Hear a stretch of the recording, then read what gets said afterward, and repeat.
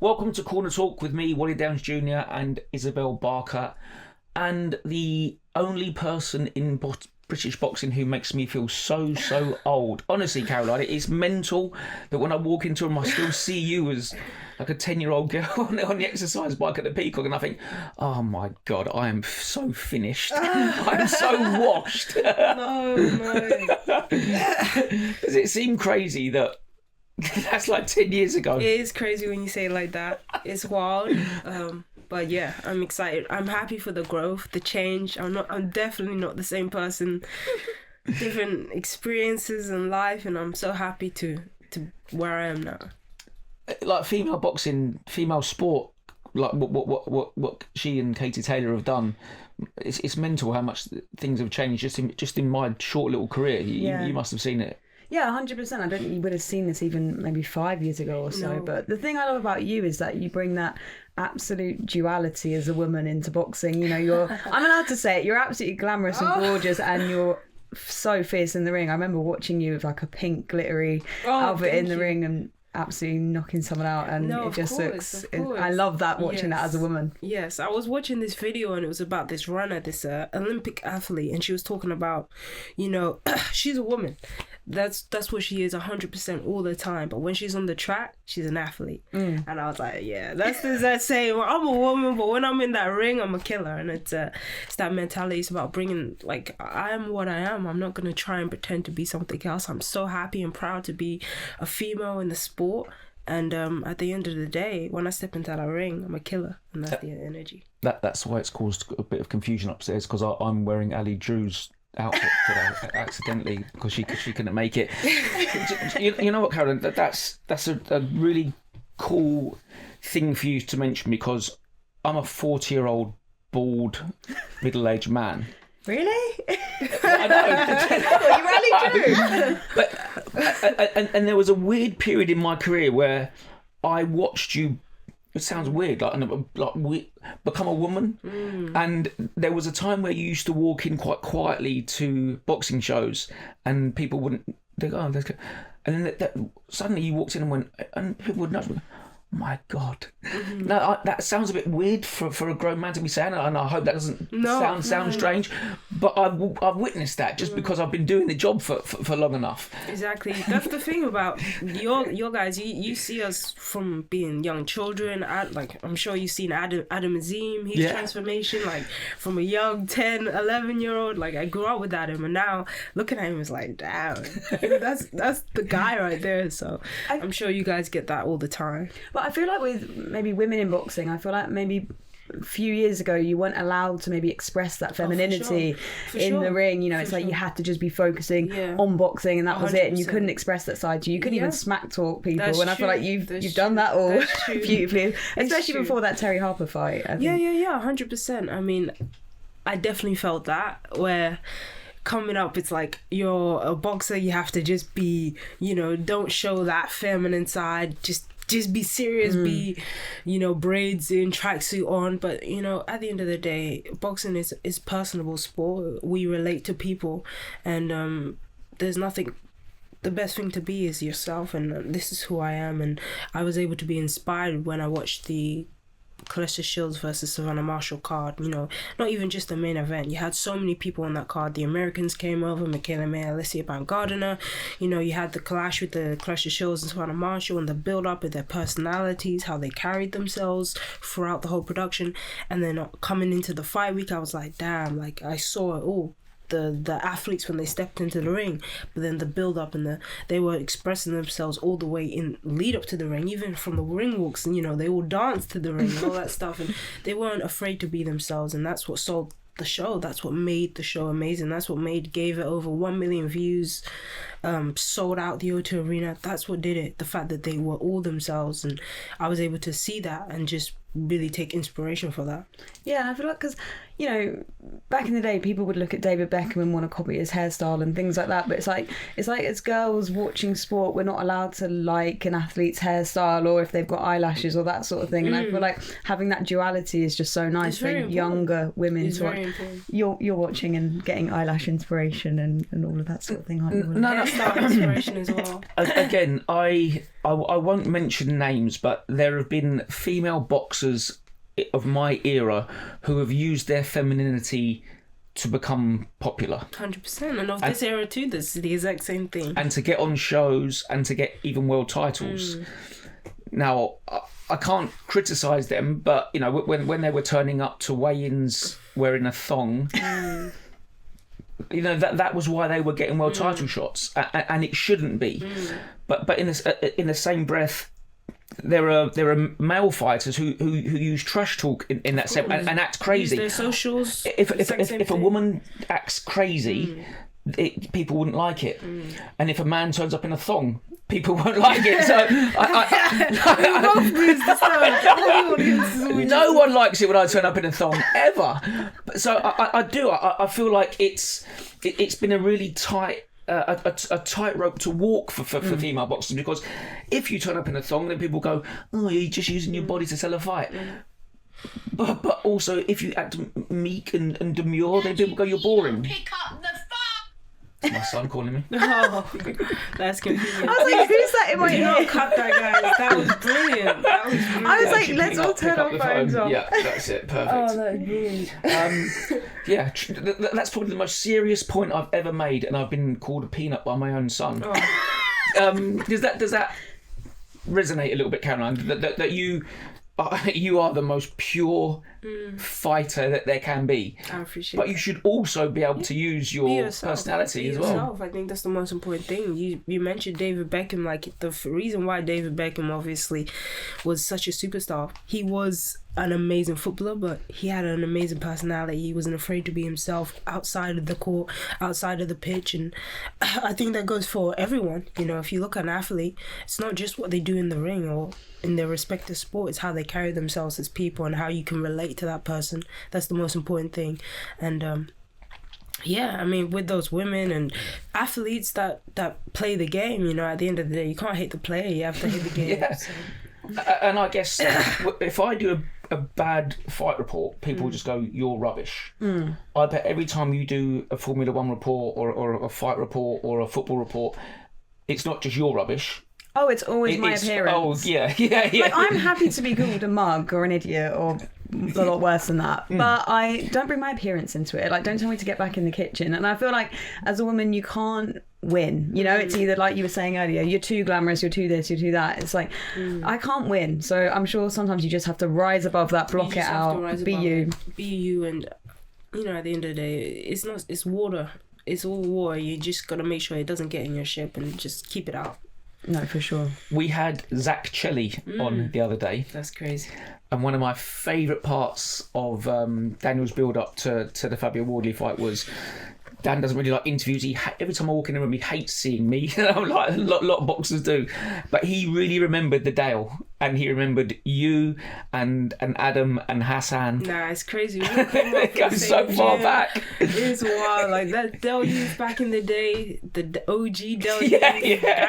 Mick Delaney, all of those guys. Yeah. Unfortunately, Grenfell Tower, all of that. That's where we all came from, you know. It was an amazing gym. We've come through a really solid gym, and that crop, that was a good crop, you know. Zach, Shelly, Daniel, Adam, Hassan, myself. It was a very good time. Does it seem strange where you are now compared to there? I guess so, yeah.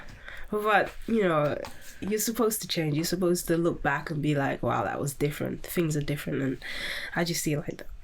Because that is still something that is so crazy to me, that we are in an era where she still had to pretend to be a geezer called Colin. Yes. And I'll never get, like, people will say, "Oh, that's a boring story, you've been telling that for 10 years."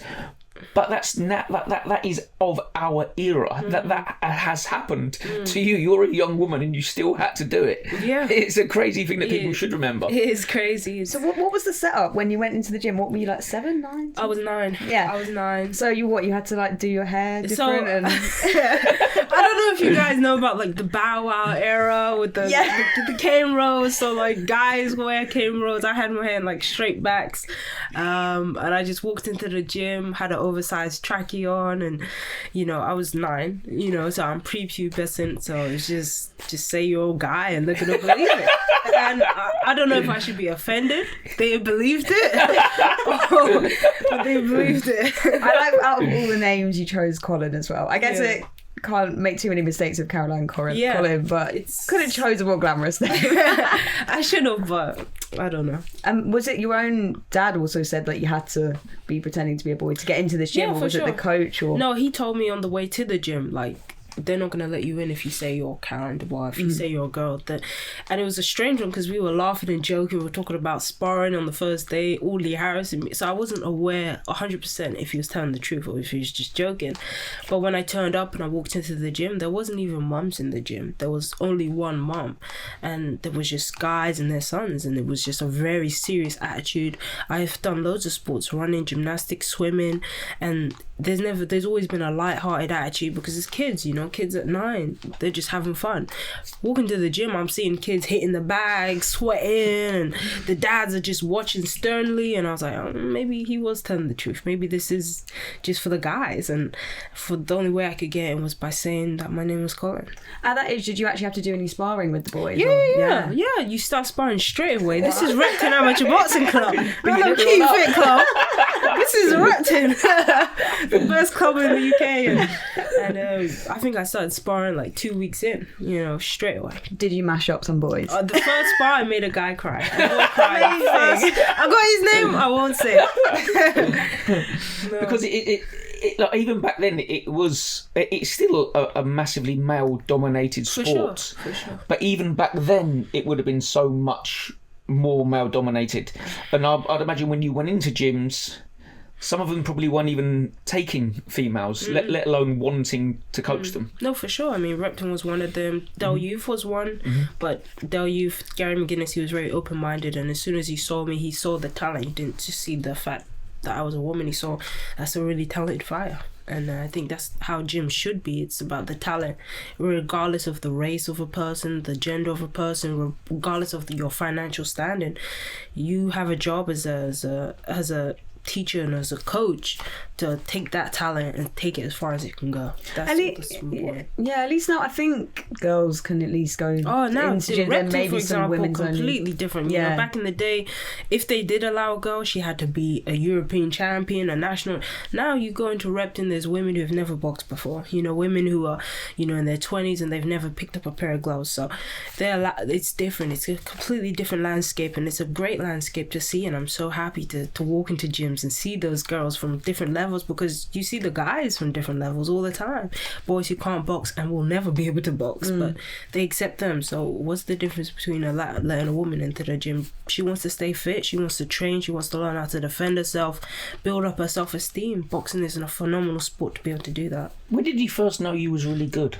At 9 when I walked into the gym. But even when you was walking past the mirror and you did a bit of shadow, like I was like, damn, I'm good. Because we've never seen most people. You have to see a period of growth or drastic improvement, or you see them as an amateur and you go, oh, he's done the box cup or he's done the ABA. Like I've never seen you be bad, Caroline. But I feel like God gives us something, and that's something that He gave me, and it was the one thing I had to get out of the situation to improve my life, and it was boxing, and He gave me that. And I don't want to be bashful or arrogant, but I just felt like I wanted it. I wanted it. I wanted to be good at it, and I was good at it. And I've always been that person, walking to the gym. I remember Bobby Beck, who was the head coach at the time, he came up to me and he was like, you're really good, Obviously he was talking about me as a guy, but I've always had that. People say, throw out the phrase natural talent, natural ability. That was the blessing that I had, and I've always been good. I know your dad took a lot of convincing to actually get you down to the gym. When was it that he sat up and took notice and was like, damn, she was really good? Well, it was, he would the first time I ever asked him, I was in a car. We used to go running, and we used to run at Crystal Palace, and he would come and pick us up after 7 like 8 o'clock. We finished the session. I was on the way coming home, and I was like, Dad, I want to go to the gym. I want to box. And he looked back at me and he was like, you can't box, you're a girl. But I kept asking him, and anytime I'd find him in a good time in the day, I'd ask him. And one day he was like, show me. If you say you can box, show me you can box. And I started shadow boxing right there and then, and he was just shocked that I knew how to do it. I knew how to get into position. I got into my stance straight away, and I was shadow boxing. And I think that he was taken aback by that, and he was like, wow, you know. And I guess that's when he started thinking about it, like, a right-handed southpaw as well. I know, a little something something different. Yeah. That's interesting that obviously you grew up and probably a lot of the attention was on the boys and their boxing paths and that sort of thing, and actually look how you turned out. That's just the way it is, you know. It's the one you don't pay attention to, and it's the thing you don't see. And obviously I'm the middle child of 7 with my mom and my dad, and as the middle child, you know, you got that. You're kind of lost syndrome. In that. You're not the first born, you're not the baby. You're not the first, you're not the last. And my dad was focusing a lot on the boys in our household, focusing on putting them into the gym and taking them down to boxing and stuff. So he wasn't really focusing on the girls, and I just came through just irrespective of that. I came through. I was pushing through, you know, and boxing was the thing that helped me do that. It's like the ultimate middle child success story. Exactly. For all the middle childs out there. It does feel like we've constantly been pushing you for essentially super fights from day one, because female boxing is such a more shallow pool than male boxing. Yeah, for sure. Understandably. For sure. Your sport's been going 5 minutes. Male boxing's been going 150 years. Yeah. So it is tough. Like, I remember Ellie Scottney more or less having a debut and having a bloodbath. Like we constantly are asking you girls to be in great fights all the time. Oh, I want to be. I don't want to mess around. I don't want to be involved in minuscule, irrelevant fights. I want to be involved in the biggest fights in women's boxing. That's genuinely my dream, my passion. I want to be involved in moments. I want to be involved in moments that change the sport, and I'm lucky that I have those names on the horizon that I can say, yeah, I want to test myself against that person, I want to fight that person. I have that, so I don't see why I should waste my time messing around. I really have a lot of respect for fighters who want to have that mentality. How lucky are we to be in the era of Katie Taylor and Claressa Shields? And now you. The Karen Dubois. Yeah. How lucky are we to be the Karen Dubois? No, it's amazing. I grew up watching Katie Taylor, Nicola Adams, and Claressa Shields. I remember the 2012 Olympics was such a game changer for me. That really set the stage of what I wanted to be, where I wanted to go, and the road to get there. And now we're seeing most of those women sail off. Claressa Shields is so young. She's going to be around for another 5 to 10 years. But the Kate Taylors and the Nicola Adams and the Amanda Serranos, you know, they're going to be gone, I reckon, by the end of this year. You know, Kate Taylor's going to retire after her next fight, and this is the end of that. And it's now the new era coming through, and we're going to see the new faces, the big names in women's boxing. They're going to have to really cement themselves this year. There was a period of time where female fights were essentially just being used to fill gaps. And I know of a promoter who was just putting them on in lockdown because they were cheap. Exactly. And I know of a now undisputed world champion who was offered rubbish money. Exactly. And she deserved more. 100%. But now thankfully, MVP, and no matter what you think about Jake Paul's boxing credentials, what he's doing for you ladies is excellent. 100%, and it's kind of sad to see. You know, you see Kate Taylor just selling out in like 30 minutes. Even before she was doing that, she was fighting on the undercards of, say, the Tevin Farmers, and she was selling more tickets than this guy. She was the bigger name, arguably. She was the world champion, and she was getting paid way less just because she was a female. You know, Claressa Shields again had to fight so hard to just be in the position what she is in now, and she's a massive name. She is one of the head pushers of this era, I believe, and she also has to fight for every penny that she's given. And if it was a guy, she wouldn't have to fight that hard. I think just going back to that Olympics with Katie Taylor in London 2012, I know it doesn't seem like a lot, but apparently like the most noise out of the whole Olympics was for that fight. Exactly. So don't tell me people don't want to watch it. Don't tell me that. It's about the fights at the end of the day, and it's about the people, and there's some really good fighters in this era, and I'm really excited. That's why I say I just want to be involved in those fights. I guess with like a women's only card and that sort of thing, it's always been a bit of a like, okay, do you want to just have a women's only event? Do you want these women to, you know, earn the right in their own right and sell the tickets? But I mean, the proof is in the pudding. I think I remember you speaking out on that. I don't want to put words into your mouth, but I think around the all women's card where maybe it wasn't you, but some of the ladies didn't want that because they fought for equality. All they want to do is have parity. They want the same as the men, but then we're doing all women's cards, and it felt a little bit maybe a gimmick, and it shouldn't be. A bit gimmicky. I would agree. I mean, I remember when that first time that ever happened was the O2 Arena, Claressa Shields and Savannah Marshall. I think it was a 50-50. Some people were all for it, and some people were like, I'm not sure how this is going to go down. I remember even Katie Taylor was like, that's a terrible idea. It's, you know, very negative, but it happened and it was phenomenal. Work hard, like that was unbelievable. I was a part of that. It was a great success, and ever since then it seems like everybody's trying to keep doing the same thing. And I guess for me, I just feel like, you know, like there's no issue with blending the cards. There's no issue with having a female headlining and a male on the card, or having a few women on the card and having a few men on the card. Like at the end of the day, it's boxing. Like we're tuning in not to just see women boxing, we're tuning in to see boxing. So put good fights on, good cards. It doesn't matter what the gender is. It doesn't matter. That's the bread. Look at the belt that you're defending. 100%. We keep getting people on, and we just... Is it in that little handbag? Shut your belt. Shut your belt. It's not in the little one. So, see, I want armor to just flex. It's heavy. It's got my shoes in it. So this is the WBC. Green and gold. Thank you, Maurizio. Good work, son. We'll have to touch it. Yeah, for sure. And the one that I just recently got, I'm still waiting on my Ring magazine. So Rick Reno. Take your hat off and do some work, son. We are in this sort of strange world where a new promotional company is coming in saying that the belts don't mean much. If you are a Southern area champion, if you are a world champion, if you are a white collar fighter, there is something wrong with boxers.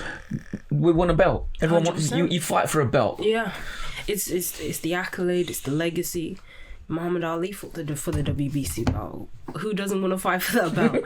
You know, and at the end of the day, what I will say is that it's the fighters and the fights that make the belts, not the belts to make the fighters. Absolutely. And so at the end of the day, people want to see fights. People want to see the best fighting the best. And when we have a belt that can represent that this is the best fighting the best, it seals the deal for us. But we do want to see the best fight the best. And it's the fighters, not the belts, that make the fights. That's what you have to give your hat off to MVP, is getting just the biggest women's fights. Like you can't not get excited about them. And that's what I love. It's put the biggest names into this pool. I mean, they signed 90% of the people, so now they just need to continue to push to make those fights happen. And it is tough. I'm not going to sit here and lie. At the end of the day, it's one thing to sign someone, but it's another thing you can't force someone into the ring. They have to want it as well. Before we let you leave, like, you've actually left. You live in LA now. You're a big showbiz Hollywood star. What's going on? No, I mean, training is very important for me, and I've decided to just take my camp out there and see how that goes, and I'm really enjoying it. I've had a phenomenal time working in the UK, working with Shane McGuigan, and you know, look at me, you know, the unified champion. You haven't done bad. I haven't left on a loss. I haven't left, you know, bitter or angry. Like, I've left becoming the unified world champion, and now it's just about pushing on and seeing how far I can go, how much I can learn, how much I can continue to develop and pick up new tricks. And it's just a progress. I always say this. I say I'm on a quest for greatness. I'm going to do whatever it takes to get there. I don't want to end this on a bad note, but it's well known in boxing circles that you and your dad are, or maybe don't talk much at the moment, and you've done interviews and you've addressed it. I was in Daniel's gym a little while ago building up to one of his fights, and someone asked your dad about you, and I thought, oh God, don't let me hear him speak badly of her. What did you say? Nothing but niceness. And I really mean that, Caroline, because he didn't know. I was just in the background. And someone said, oh, how's Carol? It was someone who bought a sparring partner over. And I there's nothing he can say. There's nothing negative he can say. I know, but for me, it was just something that I was grateful to hear, because I didn't listen. You're a fighting family, and I think everyone in boxing would love to see you and Daniel together, because we love him. We really love him, and we love you as well. So sure. I think we all hope that. No, 100%. I mean, family's always going to be difficult, and it happens.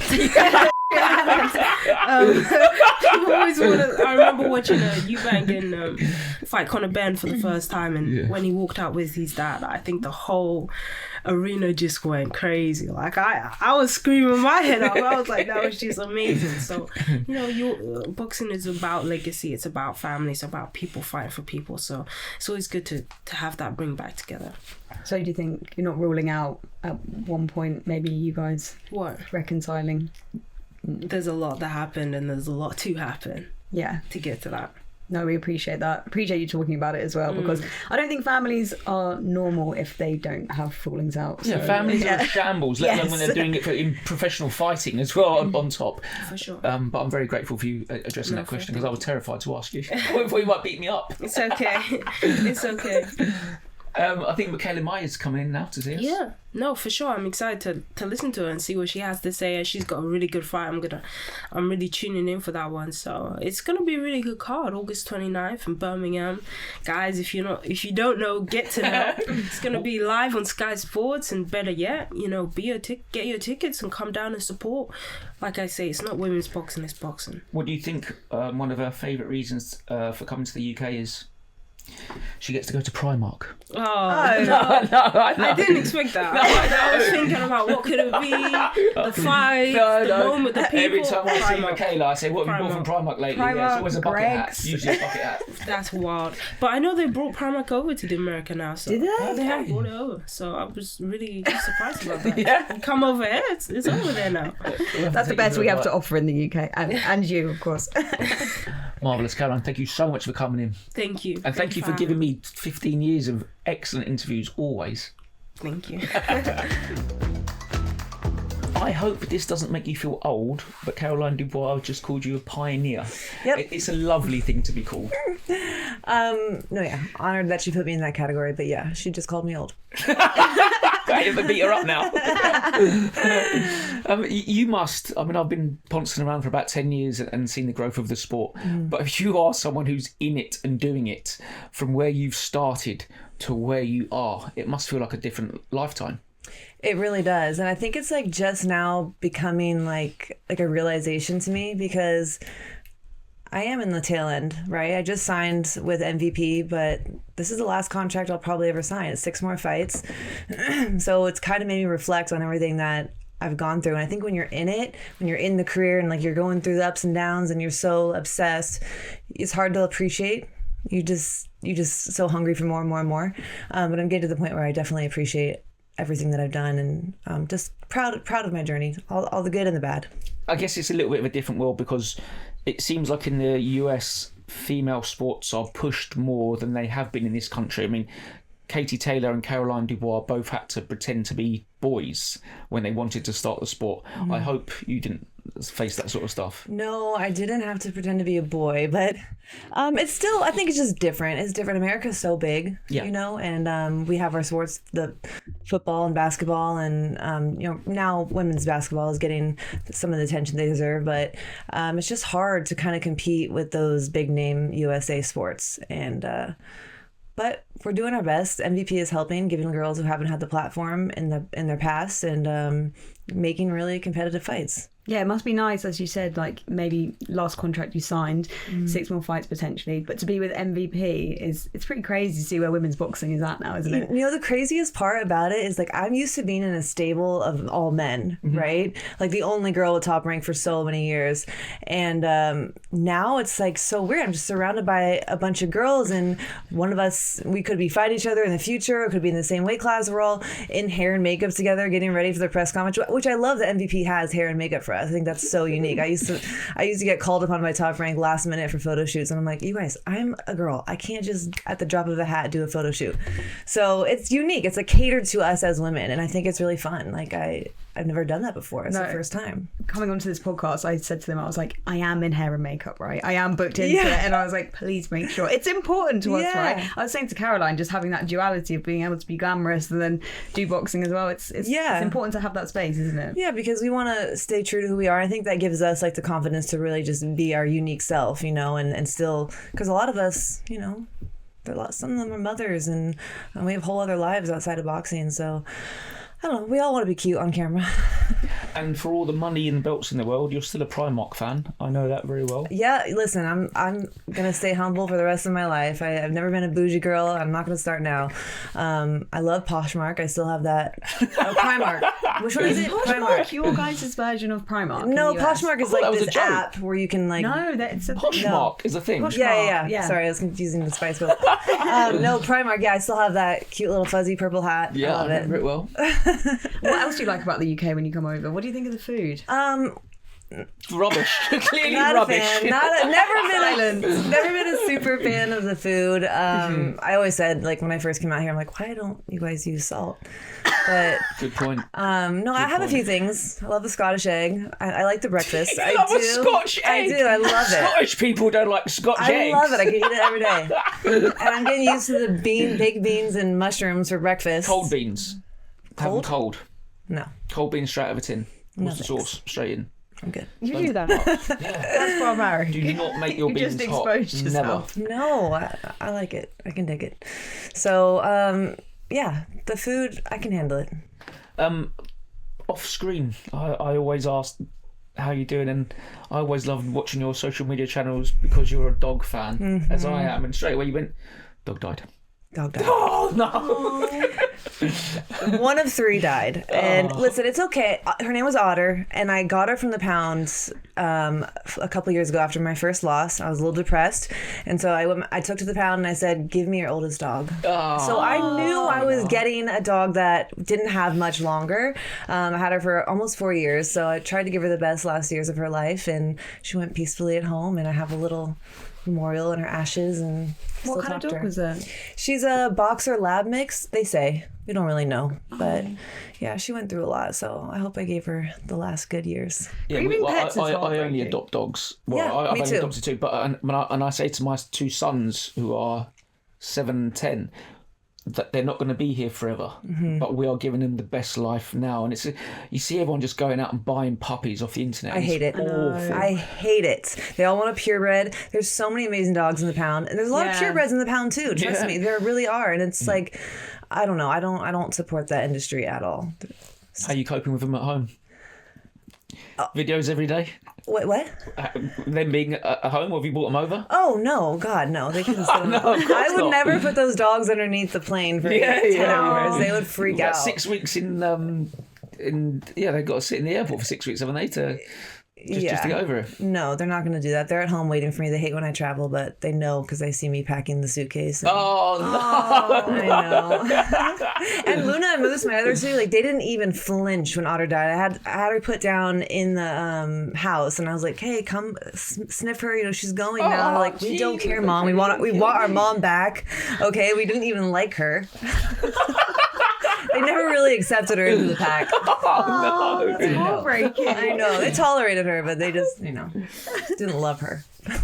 How are we enjoying this new, because exactly like you just said there, Top Rank, you would have been a pioneer of the sport long before Jake Paul and MVP came in and breathed a fresh idea onto this. We were just talking, I know who how Ellie Scotney was promoted before she became an undisputed champion, and the backing that she's got from MVP, you must have felt that as well.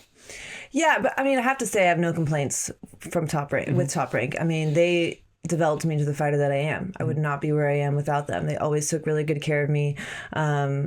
I still love everyone over there, and we're on good terms. Nothing ended badly, but they saw what MVP was doing, and they know that I'm at the sort of the tail end of my career, and that I want to get the best fights possible. And MVP has the stable for me, so. Well, the sort of the stars aligned, didn't I think when you signed you said you just wanted the biggest and best fights, and then you signed for MVP, what was it, in March? Yeah, and it just so happened that my contract was up with Top Rank at the same time, and MVP was just sort of kicking off, signing all the women. And then I couldn't ask for a better first opponent in Chantelle Cameron. I mean, I think we've been on each other's hit list for years, and in a kind way. We're actually great. We're actually friends. Yeah. We're totally cool, so there won't be any like major trash talk at the press conference. But damn it, I do love your trash talking. I know. Well, I know, but it's just I don't force it. If it's not natural, I'm not gonna go, make her cry for no reason. I think yours and Alicia's smack talking was some of my favourite I've ever witnessed. Thank you. But the fight will be great because we just both have that style. So we don't need the trash talk to make this a great fight. Yeah. Yeah, I think Chantelle still feels a little bit hurt that Katie Taylor trilogy hasn't come around. Yeah. And I feel for a little bit, but me too. I'm hurt for her too. I mean, I've been in the same position where I haven't gotten the rematches that I wanted, and it sucks, and it takes time to get over it. But I think that getting an opponent like me and me getting an opponent like her, it definitely helps, because I think that's what we want. We want to continue to fight the best fighters and test ourselves and create like legacy fights that people will always remember. Yeah, a lot of the biggest names have had you on their hit list and everything, and you're at that great weight and body type where you can just, fight a lot of big names. I can fluctuate, yeah, and I don't cut weight anymore. I really don't believe in it. I think I have the skill and the experience, and I feel 100 times better not dieting down. Still don't know how I made 130 all those years, but so no cutting weight for me. I'm just walking around fighting as is. And I know this is a strange topic for me to try and broach, but I remember it was Shannon Courtney who really missed weight by about 6 pounds and said, like, it's at the time of the month where I'm brutally struggling, and female boxing is still a new thing to us, and I don't think men, we talk to men about cutting weight and destroying themselves and dehydrating and robbing themselves of nutrients. You do that as well. And then you have hormones. It's completely we have all the different other hormones. Yeah. So I don't think it's healthy for you. I feel better. I was dieting down, and after all that work, it's kind of like it's counterproductive because you're doing all that work and then you can't fuel your body properly. So I was just like not putting on the muscle mass. I wasn't recovering properly, and I was just worn and beat down. So not for me. I think that weight cutting process, obviously you're the expert, but is so much tougher potentially for women with how the cycles work and all of that sort of thing. And a lot more hormones. And then no one's ever really taught us how. I know how to cut weight. I have a great team in Vital that I've been with for years. But I'm lucky to have found them, right? Like not so many fighters haven't been educated on how to properly cut weight, which is even more harmful on the body. And then you're dehydrating your brain, and you get hit with a hard shot, and you could die. Like all that stuff is so important, and we just haven't been educated on that, even from the amateurs. I remember being on the Olympic team, and the stuff they fed us on while we were overseas at tournaments and on our way to the Olympics was just like, I can't believe they fed that to us. Like no education on nutrition. Can you give us an example? Was it the calories really low, or the nutritionists at the time told us to eat like white bread, or they'd like give us like these beef jerky that's like full of sodium and hard for your body to digest, and it's just it's insane. Yeah, that's absolutely crazy. Do you think, was it just for the women's team, or was it the men's and women's team? No, the men too. Like it was just the options we had were just. I just can't believe that we did that, and we'd all dehydrate ourselves like way too soon. We're traveling on a 10-hour flight too. Like that needs to be. There's a way to go about it, and we all just kind of had to figure it out on our own. What since you've turned over, I have sometimes struggled with the fact where certain female fighters in this country I've felt have overplayed their femininity and their attractiveness, and it's got them title shots. It's got them TV deals. But I also feel if you've got it, use it. So I have felt I feel for the girls who don't use that, who deserve it more. But I can't criticize the girls that do it. I don't hate on anyone's hustle, right? And I think that it's harder as a woman because it's not good enough just to be a good boxer, to really break through the market. It hasn't been. So everyone has something that makes them stand out. If you got it, flaunt it, do what you got to do. I don't care. I may not do it. It may not be something that is true to my personality, but I think as long as you're being authentic to yourself and you're not hurting anybody, then do what you got to do. But yeah. When you look over, I'm not naming any previous, past, or future opponents, and you do see them perhaps flaunting it.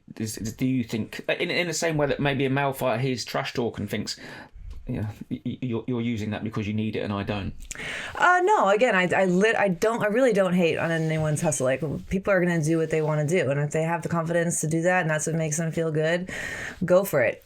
Personally, there's like a line that I can't really go past when I'm in fight mode, right? If I'm in fight week, like, I'll do the hair and the makeup and I try and dress nice, but like there's only you're not going to see me walking into fight night in a gown. Like, I'm in fight mode and it doesn't feel authentic to me. Yeah, it just doesn't feel authentic to me. It feels like too much. So not my style always, but again, I'm not them. How much of a healthier sport are you leaving behind when you do hang up your gloves for women? I think a much healthier sport. I think we have a long way to go still. I think we've come obviously so extremely far from when I first started. And MVP is helping take that next step by signing all these women who have never had that platform before. But still a long way to go. The legacy I hope to leave, like when people think of me and my career, I want them to remember that I was the type of fighter that went anywhere and fought anyone. That I wasn't afraid of the perfect record, and I didn't let that get in the way of going out and making the biggest and best fights, because that's what's going to grow the sport ultimately in women's boxing, right? Is if we get the matchups that the fans want to see. So I've always pushed for that through the ups and the downs. I'm still doing that, and I want that to be what people remember me for, because I want people to continue to do that after me. Yeah, I think that's what Caroline Dubois, who we spoke to earlier, was pretty much summed up about you, is that it may have been a setback or a loss, and then you would instantly fight a massive name, a really tough fight, and that's what's kind of carved your legacy out, I guess. Yeah, and we need more girls to do that. I think the whole, protect your O thing is, and I get it, because once you get that O, things change, right? Like, your money goes down, you're out of position, you don't have the leverage of the belts and the opportunities, so it's really hard. But I think that the more we get past that idea, the more we continue to make the big fights, and the more maybe the men hop on board with the same idea, it'll become normal. Just like the UFC, people lose, and as long as you put on a good, entertaining fight, like, you're gonna want to be seen again, and you don't lose any leverage. Are all female shows a great celebration or a bit of a gimmick? I think they're great. Depends who you have on it. I mean, I've seen some not so great female fights, and I've seen some pretty awesome cards with a handful of female fights on there. So that's one thing I really got to credit MVP to, because I was wondering when they first launched this whole thing, I was like, how is their matchmaking going to be? Coming from Top Rank, they're like the best in matchmaking, right? And they know how to develop and build a fire. But like, I'm really impressed with the matches that MVP has put together. Like, they're very competitive. I don't know, obviously you cover a lot more boxing than me, but when there's a bad women's fight and a bad man's fight, does the women's fight get more crowd? Because the pool is so small. There are hundreds, thousands of great journeymen in British boxing across all weights. There are no female journeywomen. There aren't. So the standard is like a little bit lower. Yeah, and I've seen great talents like an Ellie Scott, like Caroline Dubois, going against opponents who are massively overmatched. It's not their fault. It's nobody's fault. Here's my theory. It doesn't matter. This new generation, this younger generation, they don't have the capacity. They don't really care about great boxing. They want to see entertainment, right? And ultimately the women always put on an entertaining fight. They're not looking at all the technical stuff really, right? And we want to reel in that younger generation. That's what MVP I think is really good at, just bringing in that new demographic. But they want to see an entertaining fight. That's all they want to see. They want to see a personality. They want to get to know somebody. They want to be able to side with somebody, and they want to see people bang it out. And it's sad for boxing because might be losing that purity of the sport and that real the technical part of boxing, that the sweet science. But for entertainment purposes, I think that... Yeah, I remember that absolute war you had with Sandy Ryan. It was unreal. Were you there? Which one? The first one? The second one wasn't really as a war, yeah. Well, but there was paint flying around, weren't there, after that? Yeah. Which to this day, I will say, for those of you who don't believe me, it was absolutely not me. I always tell everyone, like, I'm not that, like, cool. I'm not that gangster. Like, I'm not going to go out there and do something that wild on a fight day where it's, like, the biggest fight of my life, an opportunity for me to get my belts back, you guys. That's when I got my belts back. Mm-hmm. So I'm not going to risk that. And I wouldn't even know how to go about that. I was, like, focused on the fight of my life. I still think it was her team. Well, thank you very much for clearing that up. Yeah. Just in case you're wondering. Not throw that bucket of paint. No. I always said I would have thrown green. That was my pet color. I would have thrown red. Marvellous. Thank you very much, Mikaela. It's lovely to see you. Thank you for coming and giving us your time. Thanks.